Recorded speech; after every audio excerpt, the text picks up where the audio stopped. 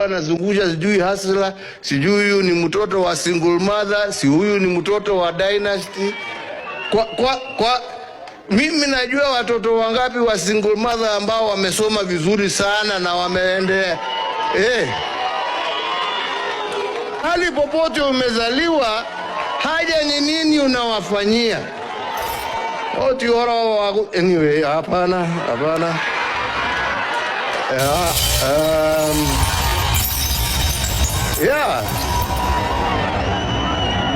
Kila mtoto, uwe umezaliwa kwa nyumba ya matope, uwe umezaliwa kwa nyumba ya dhahabu, kila mtu ako na nafasi ya kuongoza taifa hili letu la Kenya. Haja ni apatiwe nafasi. To be honest, Uhuru Kenyatta, the former president of our country, Kenya, really tried to warn us about this man by the name of Mr. One Term. And he did that passionately, but to be really frank, no one listened to him, including me. I must admit that we really didn't listen to what he had to say, because at that time the politics that was there was prominently about dynasties and hustlers, and for sure everyone can attest right now that, you know, this hustler narrative and this hustler movement is shambolic. It is a disgrace to the people of Kenya, and it is more of lies more than truth, because each and every day you are lied to.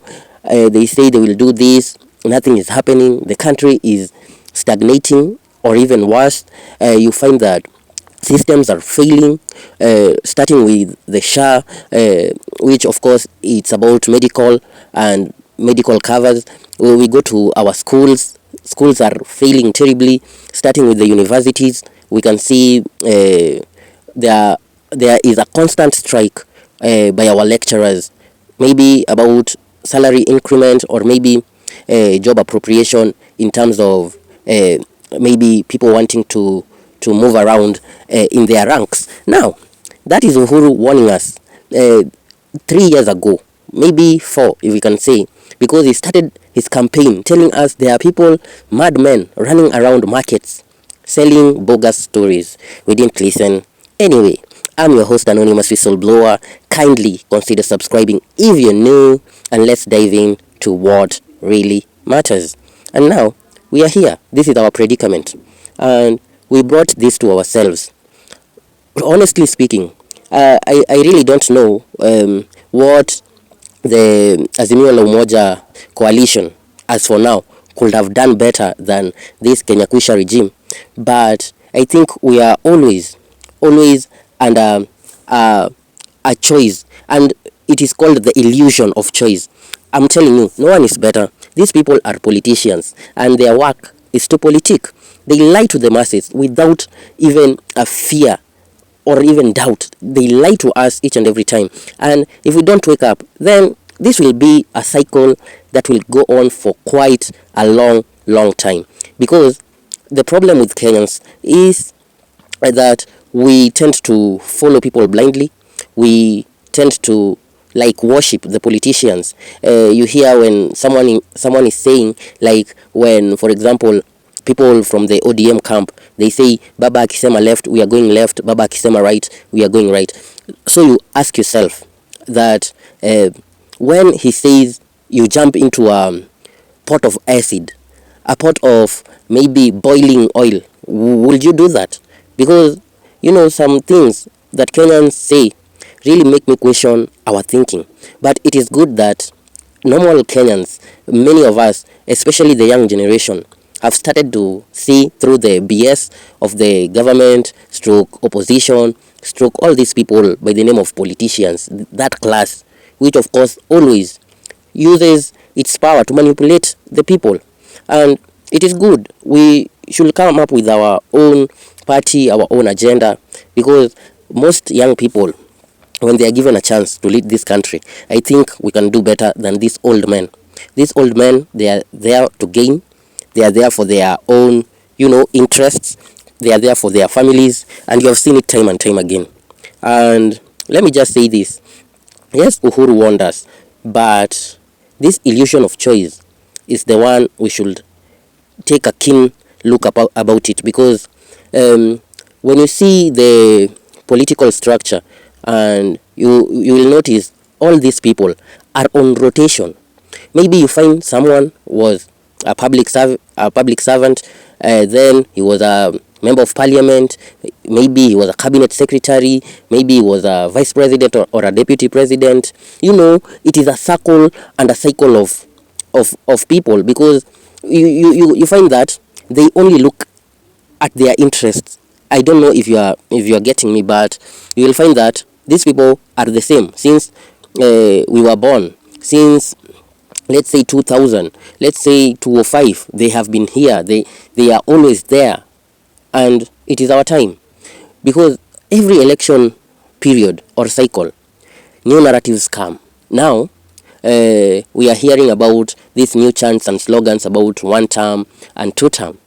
The previous was about, it was about what? The previous was about hustlers and dynasties. Then 2013, maybe Nusumkate, I don't know, but you get the gist. So we need to wake up as Kenyans, and it is true. Uhuru tried to warn us. No, that is true, because it is better that person who we called a witch than a thief. My friend, Kenya is wailing. Kenya is in deep trouble. Like the looting that is going on in our country, young people, grown-up men and women. Hey, we need to do something drastic. Like, what? I didn't expect this, because when we're talking about everything failing, even our immigration is failing. That's why we can see some Somali people from Jubaland or Mogadishu coming here to disrespect.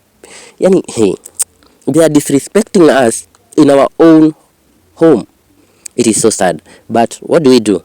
We learn from our mistakes, we learn from them, we take notes, and we make sure we don't repeat the same stupid mistakes, because 1 term is real.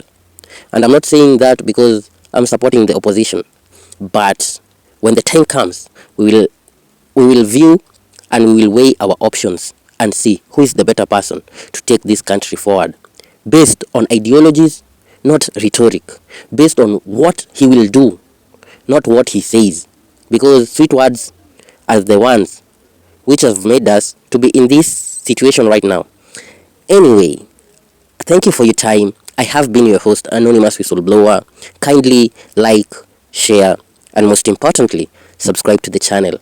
Till the next one, cheers. In the last general election, I endeavored to pass this message. Unfortunately, it fell on deaf ears and was lost in the noise of insults, character assassinations, myths and stories of dynasties and hustlers, and so on. Yeah. Today, many of the gains we had in the past have been eroded. Linda Mama and others replaced by new, untried, untested schemes. And while we wait for these experiments to work, Kenyans suffer and our progress is retarded. As we continue to dwell in rhetoric rather than in progress, we repeat the mistakes of the past. Indeed, today, some of the truths we spoke of yesterday have become the reality check of today, while some of the myths and falsehoods have become the nightmare that many are living.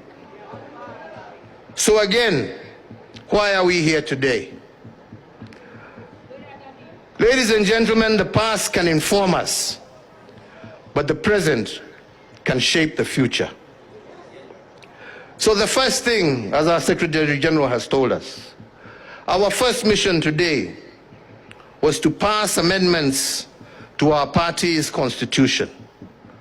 Amendments to ensure that the machinations of the past shall never be used again to hold back our progress.